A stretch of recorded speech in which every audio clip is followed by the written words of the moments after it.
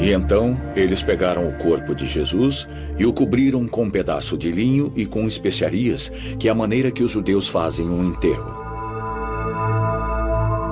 Agora, no lugar em que ele fora crucificado, existe um jardim.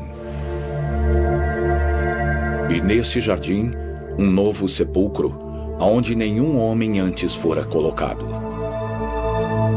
E lá foi colocado Jesus por causa do dia da preparação dos judeus. E o sepulcro estava quase pronto. Em busca do tesouro sagrado.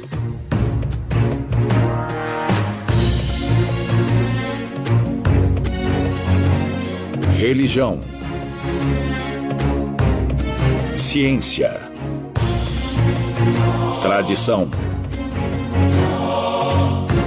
Teologia. Tesouro sagrado.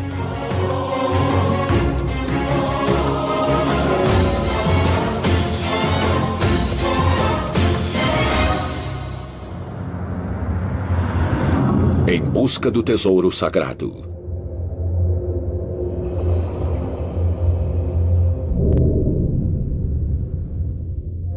É dito que Jesus era Deus manifestado em forma humana e que ele viveu sua vida como um mero mortal. Então, o que aconteceu com seu corpo? De acordo com a Bíblia, quando Jesus se ergueu dos mortos, ele retornou ao paraíso. Historiadores questionam essa interpretação literal dos evangelhos. Alguns deles acreditam que os seus restos ainda estejam enterrados em algum lugar. Mas onde? Existem muitas maneiras de se enterrar alguém. Eu gostaria de ressaltar isso, e se refletirmos por um momento, poderemos concluir que existiam milhares de pessoas, ou talvez centenas de milhares, vivendo na Judéia, na Galileia e no Oriente. Vejam bem, essas pessoas, com o passar dos anos, das gerações, dos séculos e também dos milênios, quero dizer, devem ter existido milhões de pessoas que morreram nesse país, mas nós só achamos algumas, e isso é muito raro.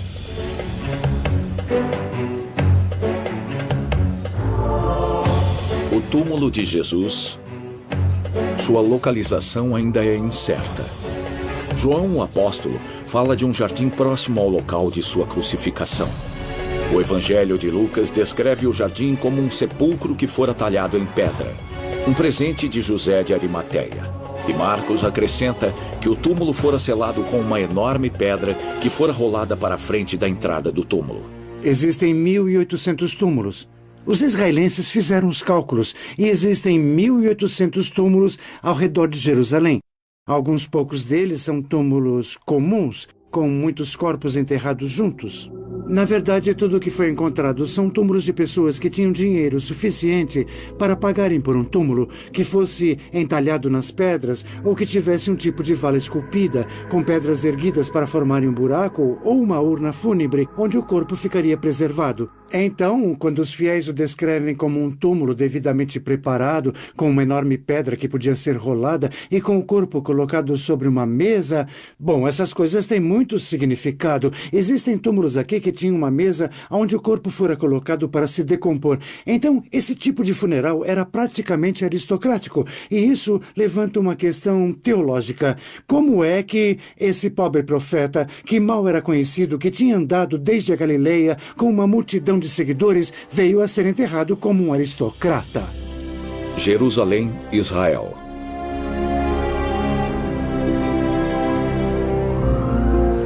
Jerusalém foi o palco para a paixão de Cristo. A cidade sagrada continua sendo um único e fascinante local de peregrinação. No centro da cidade sagrada se encontra a velha cidade cercada por altas muralhas. Muitos peregrinos acreditam que essas velhas ruas são as mesmas em que Jesus andou quando veio até Jerusalém. Isso não é verdade. Pouco depois de Jesus ter morrido, Hérode Agripa, o rei da Judéia, e seu neto Hérode, o Grande, construíram novas muralhas na parte norte da cidade. Quando essas muralhas foram construídas, a cidade ficou maior e o tamanho era quase o mesmo que a velha cidade possui agora. Na época de Jesus, Não haviam construções aqui. Correto. Bom, na verdade, tudo ficava fora dos portões das muralhas de Jerusalém. Exato. E agora nós estamos dentro da velha cidade de Jerusalém, mas naquela época ela ficava do outro lado dessas Isso mesmo, muralhas. exatamente. A crucificação precisava acontecer do lado de fora das muralhas, porque isso poderia ir contra os sentimentos das pessoas. Quando Jesus estava vivo, todos os criminosos eram executados do lado de fora das muralhas. O lugar que estamos agora é onde Pôncio Pilatos trouxera Jesus e o entregara à multidão que o condenou à crucificação, depois do profeta ter sido preso. Jesus foi então levado para longe do palácio da corte. Acredita-se que ele andara pela Via Dolorosa, que significa literalmente o caminho da dor ou caminho do sofrimento, até que ele chegasse ao local da crucificação. Todos os anos, milhares de peregrinos viajam para Jerusalém para seguir todos os passos de Jesus. É um momento muito especial para os peregrinos quando eles vêm até o Santo Sepulcro, porque esse é o santuário para orações mais importante da terra para todos os cristãos. É o lugar onde o Cristo derramou seu sangue por nós. E ainda mais importante, de onde ele se ergueu dos mortos. Quem era esse Jesus de Nazaré? O que ele fez para merecer um tratamento tão cruel? Ele era um profeta que saiu por aí dizendo coisas que não deveria dizer para as pessoas, mas que as pessoas gostavam de ouvir. Ele era um homem simplesmente da província de Galileia. Vocês sabem, a Galileia era uma província, assim como Quebec, e ela ficava longe da capital. Em Jerusalém existiam todos os tipos de intelectuais. Existia o poder político e o poder religioso. Então, aqui estava esse homem da Galileia, caminhando pela estrada com seus discípulos, até que ele chegou a Jerusalém. Ele ficou bem surpreso pelo tamanho das construções e particularmente com o templo que havia dominado a cidade com a sua arquitetura grega. Então, eu prefiro dizer que o Jesus que chegou em Jerusalém, antes de ter insultado praticamente todo o mundo, era alguém que ninguém tinha realmente prestado atenção. E ele era um profeta que contou às pessoas coisas que não poderia contar ou coisas que elas não queriam ouvir. E foi então que as pessoas começaram a perguntar: quem é esse homem? As coisas que ele dizia eram muito sérias e algumas das pessoas até diriam: ele fala a verdade, outros diriam: ele é um mentiroso. Em busca do tesouro sagrado. Em busca do tesouro sagrado. Os romanos nunca estiveram felizes pelo fato de a Palestina ou Judéia ter resistido às suas regras. A atitude da Judéia fora: nós não queremos nenhum romano por aqui, vão embora. Nós temos nosso país, nossa religião e nossa cultura. Nós não queremos nada de nenhum soldado romano. E a verdade é que os soldados romanos estavam muito longe de serem oficiais elitizados. Eles eram mercenários. Eles falavam línguas diferentes, tinham costumes diferentes e eram também de um país diferente. Você podia notar que isso geraria um conflito. A presença do exército romano não era sentida fortemente. Ele estava presente, mas havia um governo regente na Judéia, com os romanos ao redor. Era tudo bem parecido com a atual situação do Iraque. A guerra não era tão forte nem tão brutal, mas ela estava fervilhando. As pessoas não tinham uso para as forças ocupantes, e então os ocupantes foram forçados a atacar e destruir o país no ano 70. E foi tudo nesse clima de tensão, de rejeição e de resistência que os eventos da vida de Jesus aconteceram.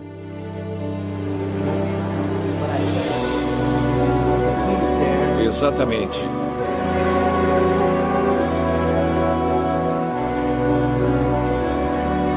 Uma vez que ele estava fora das muralhas da cidade, Jesus foi levado a um lugar chamado Golgotá, que significa literalmente o lugar da caveira. E, novamente, sua localização é um mistério. O que o senhor acha? Eu diria que sim. No catecismo, as crianças pequenas desenham uma grande montanha. Exatamente. E são três cruzes, não é, no padre? topo. Em alguns filmes, as cenas da Paixão de Cristo também são apresentadas dessa maneira. E então, essa é a impressão que temos na cabeça e precisamos ajustá-la quando chegamos aqui. Golgotá era uma parte rochosa que tinha o formato de uma caveira próxima ao portão de Jafá, e foi ali que a igreja do Sagrado Sepulcro fora construída. Apesar de que, se voltarmos para aquela Existia época... essa modesta construção, datando do século VII, e ela é um dos únicos monumentos da antiguidade que continua inteiro hoje, da época dos impérios de Istambul e Roma. Todos deveriam vir para vê-la, sem importar a qual religião façam parte. Eles deveriam vir para ver a pedra. Judeus, cristãos, muçulmanos, uma oração feita em qualquer língua ou religião não irá gastar a pedra. A Igreja do Sagrado Sepulcro é o mais popular ponto turístico em Jerusalém. Acompanhado pelo padre Imon Kelly, do Instituto Pontifical Notre Dame, no centro de Jerusalém, eu consegui passar pelas centenas de turistas que todos os dias se arrebanham para esse local extraordinário. Nós temos muitos peregrinos aqui hoje. Isso é sempre tão movimentado assim ou é simplesmente por causa da ocasião? Obviamente, hoje temos mais pessoas por aqui, porque é a Páscoa Ortodoxa. Eles querem visitar o túmulo e sabem que isso será muito difícil durante os próximos 4 ou 5 dias. Então, eles só estão esperando durante poucas horas para entrarem, pois só cabem 4 ou 5 pessoas na câmara onde o túmulo se encontra. E eles normalmente esperam por umas 3 ou 4 horas. Normalmente, em Notre Dame, temos peregrinos que esperam metade do dia para entrar e ficam orgulhosos por conseguir. E por causa da multidão, você não pode ficar muito tempo. Então, só tem alguns minutos para fazer as orações enquanto estiver dentro do Santo Sepulcro.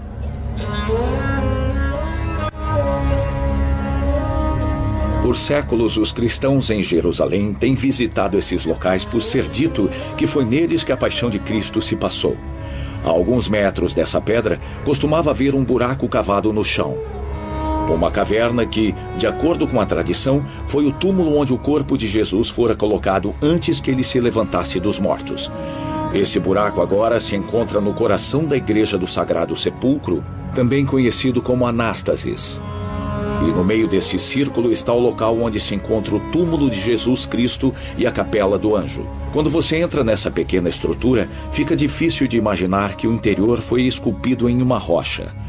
Essa câmara, chamada de Capela do Anjo, é onde um mensageiro apareceu diante de Maria Madalena e Maria, a mãe de Jesus, para anunciar a ressurreição de Jesus. Este local é chamado de a Capela do Anjo, fazendo referência ao Evangelho do Anjo, quando as mulheres vieram até o túmulo e haviam 2 anjos sentados ali. E eles perguntaram: por que vocês procuram pelo vivo entre os mortos? Entendi. E por isso essa capela é uma celebração a esse momento dos evangelhos. Entendi perfeitamente. Isso mesmo. E quando o senhor diz sobre esse enorme pedaço de rocha que estava cobrindo a entrada do túmulo, ela selava essa entrada? Exatamente. Essa seria a entrada do túmulo. Atrás da capela existe uma porta que leva a uma câmara menor, o túmulo de Jesus. De acordo com a tradição cristã, esse é o local onde o corpo de Jesus foi colocado depois de ser retirado da cruz. Também é o local onde ele realizou o seu maior milagre de todos, a própria ressurreição. Quando nos dirigimos à parte sul da igreja, a área principal dos gregos ortodoxos, nós chegamos à parte mais ricamente decorada de todo o complexo do Sagrado Sepulcro. Vidros cobrem uma pedra que se acredita ser a antiga Golgotá. Um pequeno altar fora colocado entre os vidros.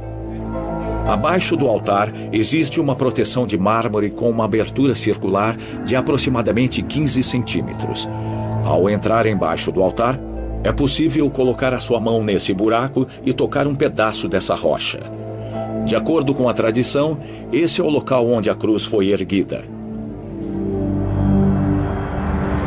Em busca do tesouro sagrado. Busca do tesouro sagrado. Para muitos cristãos ao redor do mundo, a Igreja do Sagrado Sepulcro é o lugar mais sagrado da Terra. Mas como podemos comprovar a autenticidade desse local? Uma coisa que é certa é que esse local sempre teve uma aura de santidade sobre ele. Em primeiro lugar, provavelmente houvesse algum tipo de estrutura cristã aqui, datando do século II. Em 134 acontece a ascensão de Bar Kokhba, no começo do ano 130, o que seria 100 anos depois de Cristo. E os romanos não gostaram muito do fato de que Hadrian tivesse acabado com Jerusalém. E eles dizem que ele construiu um templo para Júpiter na área do topo da rocha e na área do templo. E imagine o tamanho da ofensa que isso fora para os judeus, por terem que tolerar um templo a Júpiter. E então, pelo que dizem, eles construíram um templo sobre o túmulo, mas para Vênus. E por um lado, Hadrian e seu povo acharam que dessa maneira eles talvez conseguissem erradicar as memórias. Mas o que realmente aconteceu é que 200 anos depois, os Constantinos chegaram e esse foi um período onde haviam claros sinais sobre o local do túmulo. Obviamente, a tradição é muito forte e todas as pessoas sabiam onde poderiam encontrar o túmulo. O Império Romano tenta limitar o acesso ao local do sepultamento, construindo um templo no caminho para mostrar o quão importante esse local era para os cristãos. E algo mais, esse local bate com a descrição encontrada nos evangelhos e com descobertas arqueológicas realizadas na antiga Jerusalém. Mas existe outro possível local de sepultamento, outro que não é a Igreja do Sagrado Sepulcro. Aqui em Jerusalém, você tem 2 lugares conhecidos como os possíveis túmulos de Jesus. Este aqui e o túmulo do Jardim. Qual é a diferença entre eles? Bom, existe uma enorme diferença. O túmulo do Jardim é mais parecido com os túmulos feitos há 2000 anos, pois ele é um local que foi pouco tocado e possui alguns antigos túmulos que os arqueólogos dizem datar de vários anos antes de Cristo, até onde eu sei. E o jardim tem uma aparência mais similar e os seus arredores também facilitam a visualização do que é citado no Evangelho e do ocorrido na manhã de domingo de Páscoa. Jerusalém, Israel.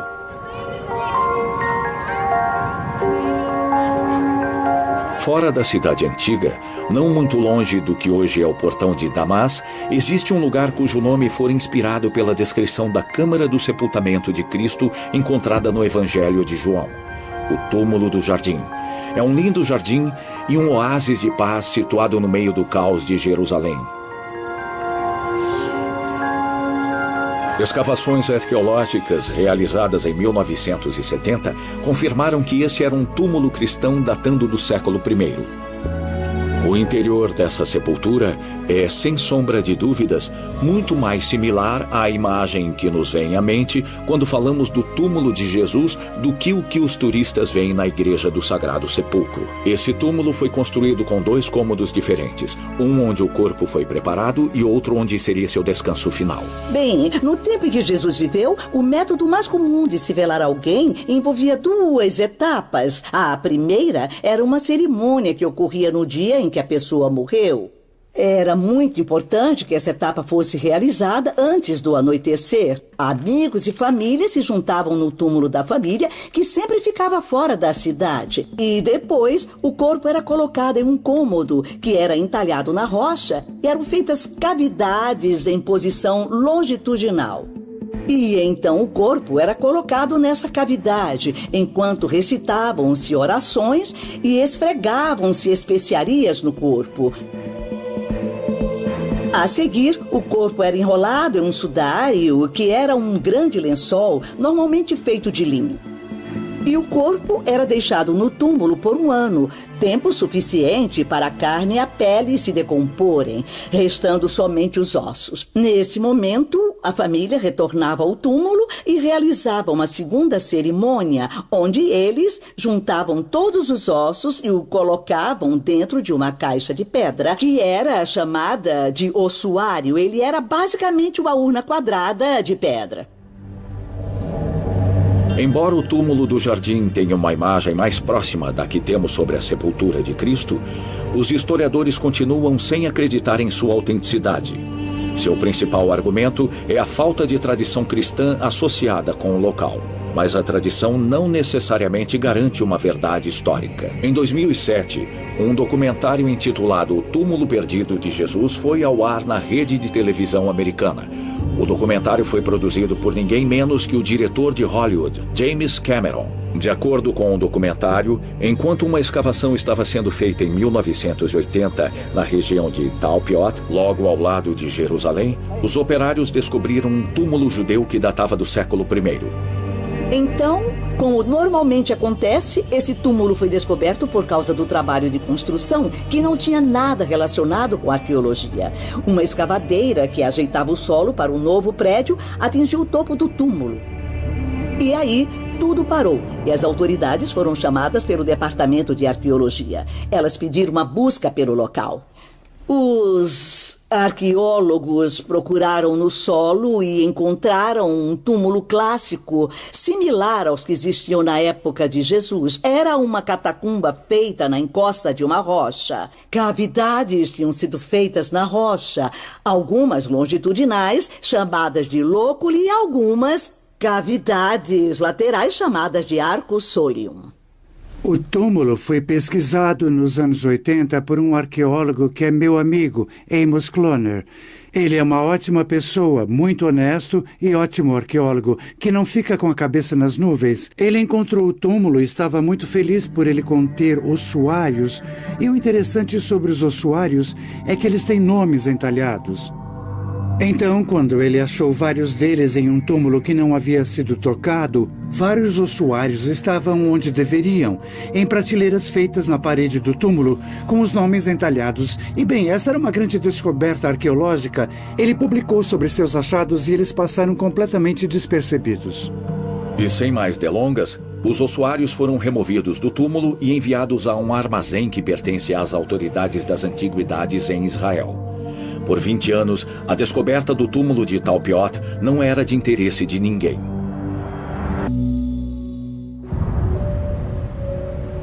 Dez desses ossuários foram descobertos no túmulo de Talpiot. 6 deles tinham nomes dos falecidos que tiveram seus ossos colocados ali, o que não era uma prática comum. Um deles sendo Yeshua bar Yosef, Jesus, filho de José. Os outros 5 ossuários carregavam nomes um tanto importantes para os cristãos. Maria, que significa Maria. Yossá, que é um apelido para José. Matia, que significa Mateus. Yeholdá bar Yeshua, que seria Judas, o filho de Jesus. E, finalmente, Mara ou Mariamné, que significa Maria Madalena. Nos anos 2000, um jornalista canadense de origem judia, Simcha Jakobovich, descobriu essa história e começou a se questionar. Pode esse túmulo possivelmente ter pertencido à família de Jesus de Nazaré? Nos tempos antigos, a evidência física não era usada para provar que uma pessoa havia existido. Existiam relatos escritos da vida da pessoa e, no caso de Jesus, certamente existem vários relatos da sua vida, alguns de fontes cristãs, alguns de fontes latinas, e todos escritos em um tom muito real. Todos nós deixamos evidências físicas da nossa existência, mas isso desaparece com o tempo e mesmo quando a evidência existe, é necessário alguém muito habilidoso para reconhecer esses restos. O que é necessário para podermos reconhecê-los? Você precisa de uma inscrição perfeitamente explícita e única para identificar o dono de um ossuário. Então, se pegarmos o nome de Jesus, por exemplo, a inscrição do ossuário dizia Jesus, filho de José, que não necessariamente significa que a referência era exclusiva a Jesus de Nazaré, pois centenas de pessoas poderiam ter tido esse nome naquela época. No documentário O Túmulo Perdido de Cristo e no livro com o mesmo título, Jakobovich usou de estatísticas para provar que o túmulo de Talpiot pertenceu de fato à família de Jesus. Qual é a probabilidade, ele perguntou, de acharmos os nomes de José, Maria, Maria Madalena e Jesus, filho de José, e todos no mesmo túmulo? A verdade é que epigrafistas, pessoas que estudam e decifram inscrições antigas, não concordaram nem um pouco com a interpretação dos nomes. É possível que tenha sido Jesus, é possível que tenha sido Judas, é possível que tenha sido Maria e que houvesse uma Maria Madalena, mas isso ainda precisa ser provado. O trabalho de decifrar esses códigos é bem complicado. Habilmente apresentadas no documentário O Túmulo Perdido de Jesus, as descobertas e especulações de Jakubowicz foram chocantes para a comunidade arqueológica. De repente, eles se tornaram objeto de um circo da mídia. E existiu certo comercialismo com a coisa toda, e isso nos deixou desanimados. As pessoas começaram a perguntar por que arqueólogos das autoridades das antiguidades de Israel não foram indagados sobre esses nomes bíblicos quando eles foram encontrados. Como poderia uma descoberta tão grande ter passado despercebida pelos arqueólogos israelenses? Jesus é uma maneira de escrever o nome. A forma em hebraico é Yoshua. Yoshua significa Josué, e isso nos leva ao Evangelho de Josué na Bíblia, por Josué ter sido o que conquistou, ou que alegou ter conquistado, a Palestina. Ele se tornou um herói lendário, fundador de um povo e de uma nação. Então, era um bom nome. Podemos imaginar pela maneira que os americanos batizam seus filhos de Lincoln, etc. Então, esse era um nome conhecido e honroso, e era um bom momento para as pessoas chamarem seus filhos de Jesus.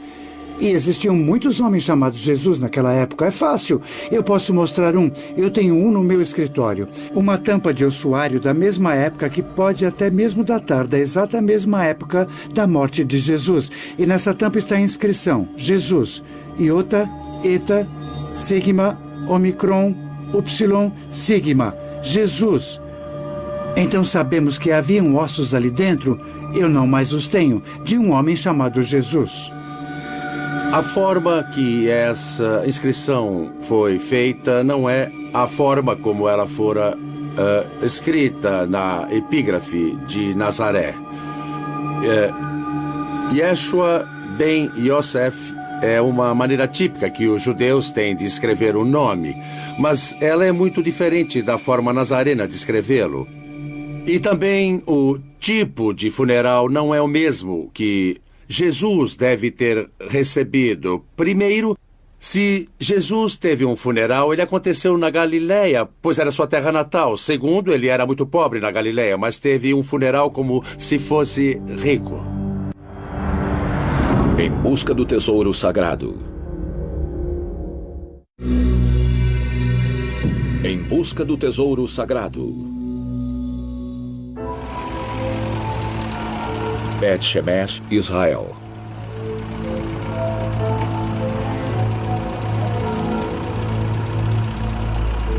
Eu fui até Bet Shemesh, a oeste de Jerusalém, onde as autoridades de Israel me deram a permissão para ver, tocar e filmar os ossuários pelos quais Jakubowicz estava tão animado.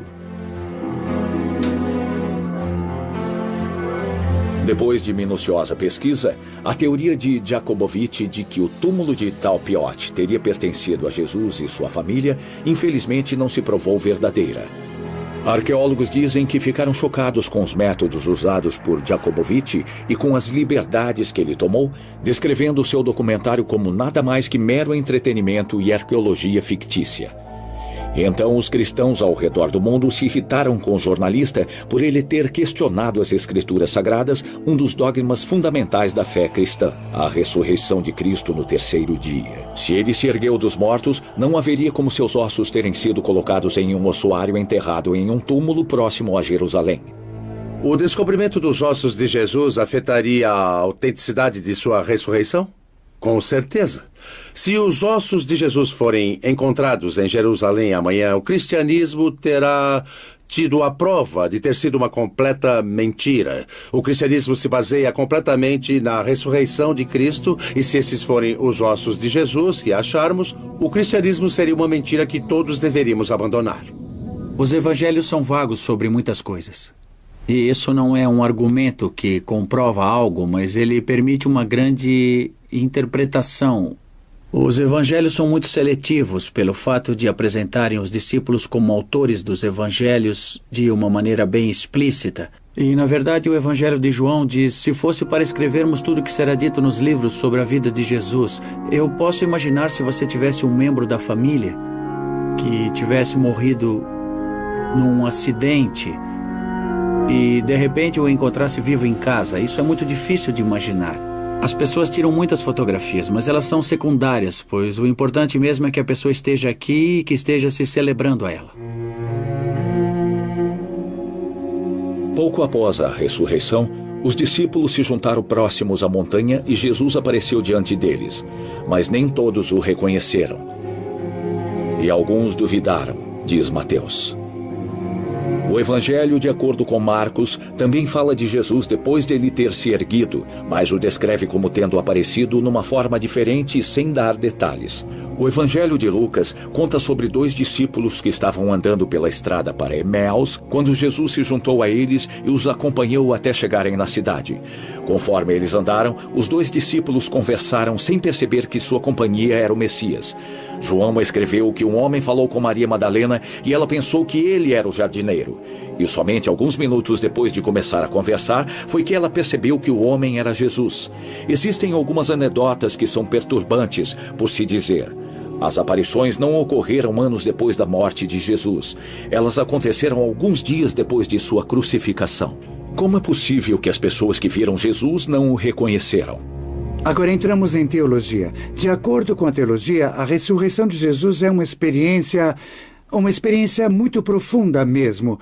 Se olharmos para as ações dos discípulos, podemos ver que Paulo começou como um perseguidor de cristãos e de repente ele ficou frente a frente com o próprio Cristo que havia ressuscitado. E Jesus disse a ele: "Por que você me persegue?" Então concluímos que a ressurreição é uma experiência muito pessoal. Alguns comentaristas religiosos sugerem uma nova leitura dessa parte dos evangelhos no local onde o foco muda da precisão histórica dos eventos para o seu significado simbólico. Mas mesmo com as melhores intenções do mundo, não há como negar que existem muitos detalhes que sugerem que uma ressurreição física realmente aconteceu. Mesmo porque João também mencionou que o lençol de linho usado para embrulhar o corpo de Jesus agora estava no chão e que o pano usado ao redor de sua cabeça estava enrolado em outro lugar do túmulo. Esses detalhes são difíceis de atribuir a um simples estilo de escrita. Tudo é contado como se o corpo de Jesus realmente tivesse desaparecido. Em busca do tesouro sagrado. Busca do tesouro sagrado.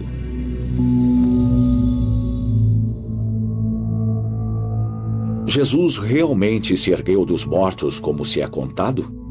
E se ele o fez, por que os discípulos não o reconheceram? Jesus sobreviveu à crucificação e se dirigiu à Índia, Japão ou até mesmo à França, onde morreu anos depois, como dizem algumas lendas surpreendentes. Algumas pessoas afirmam que Jesus haveria sobrevivido à crucificação e migrado para o leste. O lugar para onde ele foi se tornou assunto de muitas histórias que são religiosas ou populares e falam sobre sua caminhada, e a mais famosa dessas histórias é a de que Jesus fora para a Índia, e ela diz que Jesus teria migrado de Jerusalém, rumando ao leste com seus seguidores e teria chegado a Srinagar, na Caxemira, e lá existe um túmulo que as pessoas acreditam ser de Yusuf, ou Jesus. De acordo com a tradição antiga, datada do século I, Yusuf foi tanto príncipe como profeta que chegou a Caxemira depois de ter sobrevivido à crucificação na terra dos filhos de Israel.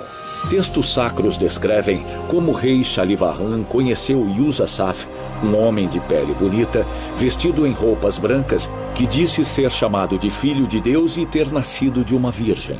Outros documentos hindus do mesmo período histórico dizem que Yusuf se referia a si mesmo como Jesus de Nazaré. Algumas pessoas dizem que o túmulo está posicionado de uma maneira que somente um túmulo judeu ficaria, e ele fora pintado com as cores judias azul e branco. E uma descoberta interessante feita fora do túmulo é uma parte encerada com marcas de pegadas que parecem demonstrar os pregos que haviam sido colocados nos pés de Jesus. O túmulo do mártir em Srinagar tem 2 sarcófagos, mas os túmulos reais ficam no subsolo.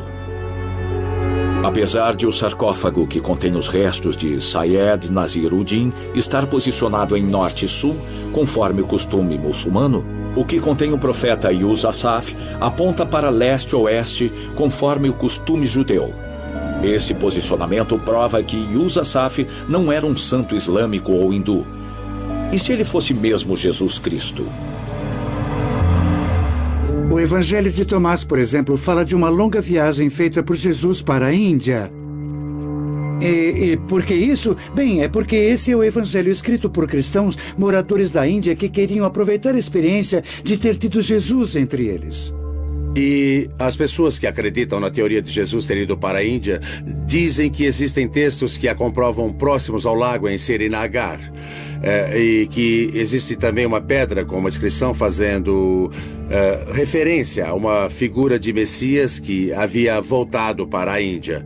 E quando essas histórias apareceram, já havia muita atividade missionária nessa área, e o que provavelmente aconteceu com esses textos que citam Jesus foi que os hindus ficaram preocupados com o que os missionários podiam passar para as pessoas, e eles pensaram que a melhor maneira de afastar essas pessoas das atividades missionárias cristãs era transformar Jesus em um indiano que não tinha muito mais a dizer do que eles já sabiam.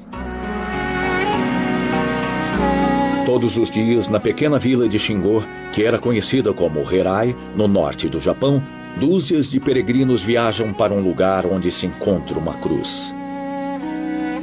De acordo com a tradição local, é nessa colina que se encontra o túmulo de Jesus de Nazaré.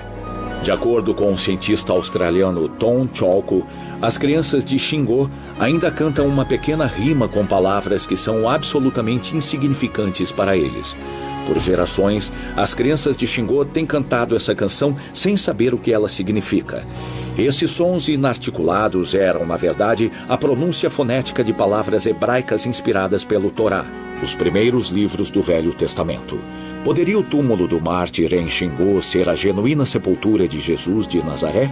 Especialistas chegaram à seguinte conclusão. Essas histórias revelam que existiam comunidades cristãs nesses países que provavelmente passaram sua lenda de uma geração a outra. Mas também existe a chance de que algo realmente tenha acontecido nesses lugares. Algumas pessoas até acreditam que as histórias foram uma forma de legitimar as coisas. Por exemplo, elas poderiam ter sido usadas para justificar a maior popularidade de um lugar sobre o outro. Mas quando examina esses túmulos e ouve pessoas clamando, eu tenho o túmulo de Jesus, fui eu que o identifiquei, e percebe que existe um desejo por validação, um senso de agora sou importante, e acredita-se que essa dinâmica tem entrado em jogo em países como a Caximiri ou o Japão. Em busca do tesouro sagrado.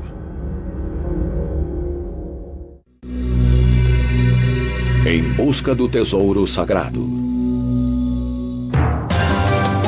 Com o passar dos séculos, as comunidades cristãs têm estado tão afobadas com o desejo de sentir a presença de Cristo entre elas, que o seu fervor religioso levou à criação e sustentação de teorias altamente improváveis.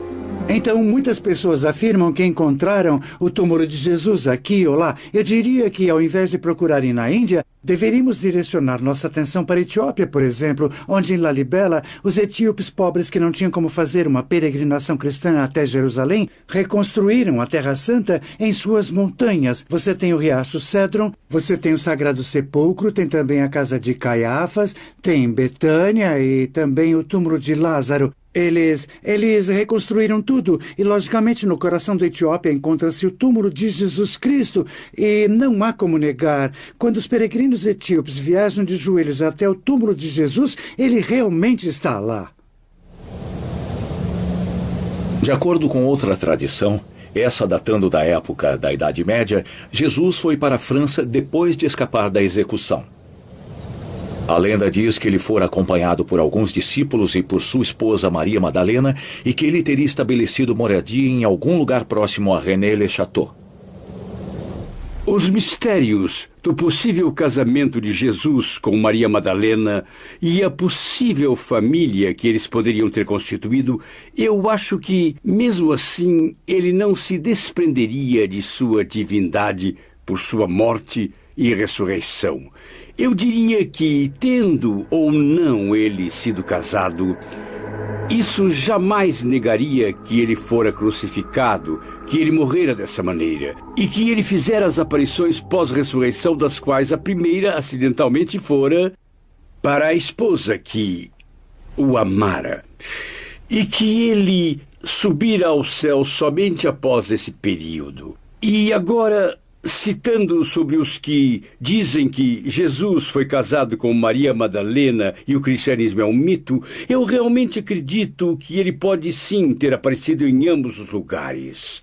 Agora, se formos seguir todas as lendas sobre as aparições de Jesus Cristo na Índia ou mesmo no Japão e em tantos outros lugares distantes por todo o mundo, e até mesmo tendo feito uma terceira visita à Inglaterra, falando como um poeta e contando interessantes histórias daquele tempo, eu não acredito que ele foi para lugar algum depois da crucificação, a não ser para fazer suas aparições pós-ressurreição, para só então se juntar ao seu Pai, onde, como sempre digo sobre alguém que faleceu, está nos esperando e também esperando nossos entes queridos que já se foram.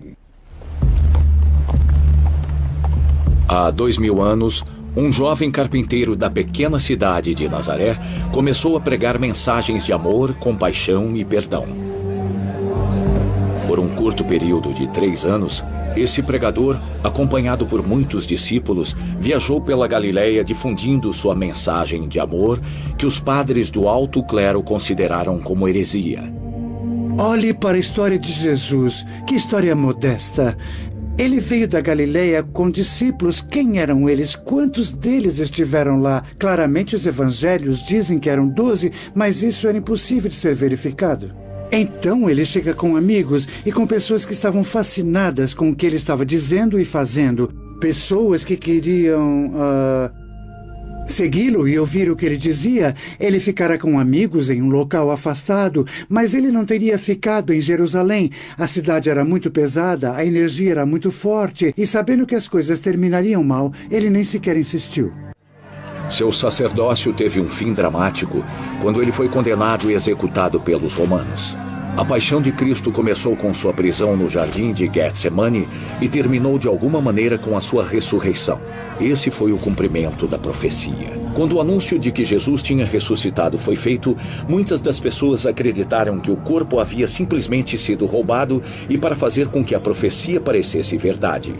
Mesmo o próprio Pilatos havia previsto essa possibilidade e ordenado que guardas ficassem em frente do túmulo. Quando entendemos que a ressurreição é o maior dogma do cristianismo, é difícil de imaginar que discípulos poderiam aceitar serem perseguidos se soubessem que o princípio da sua fé nada mais era que uma brincadeira. A ressurreição de Jesus é o maior de todos os milagres já realizados. Não existe nada que chegue perto disso no mundo antigo. Você pode ficar surpreso em saber que a ressurreição de Cristo não pode ser historicamente provada.